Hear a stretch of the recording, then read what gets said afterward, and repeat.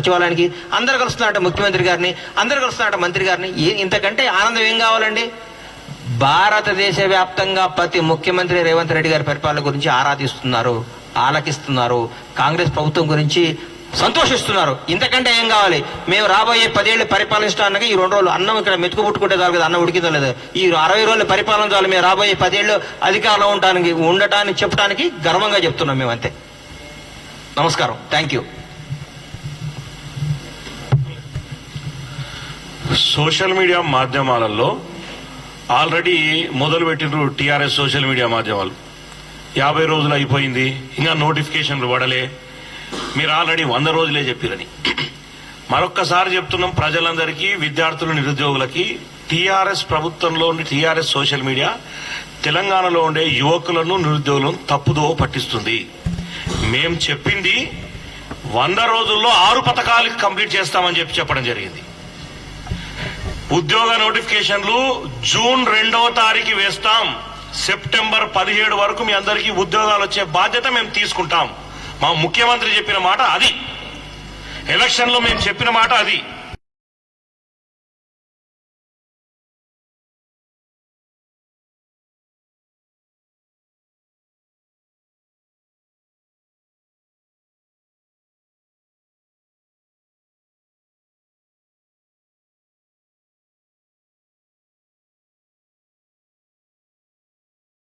అన్ని ఉద్యోగాలు ఈ ఏకకాలంలో 2 లక్షల మంది విద్యార్థులకు ప్రభుత్వ ఉద్యోగాలు వచ్చే అవకాశం ఉంది. కాబట్టి దయచేసి టీఆర్ఎస్ సోషల్ మీడియా చెప్పేది కానీ, టీఆర్ఎస్ నాయకులు కానీ దయచేసి ఇందాక గణేష్ అని చెప్పినట్లు వాళ్ళకి సచివాలయంలో పోయి మంత్రులను కలుస్తుంటే, ముఖ్యమంత్రిని డైరెక్ట్ ప్రజలు కలుస్తుంటే తట్టుకోలేకపోతున్నారు.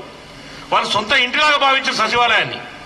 దాంతోపాటు మా పొన్నమన్న విషయంలో ఒక బీసీ నాయకుడు, ఒక గట్టి నాయకుడు, ఎన్ఎస్యుఐ ఆర్గనైజేషన్ నుంచి వచ్చిన నాయకుడిని తొక్కివేయాలనే ధోరణిలో ఈరోజు చూస్తున్నారు.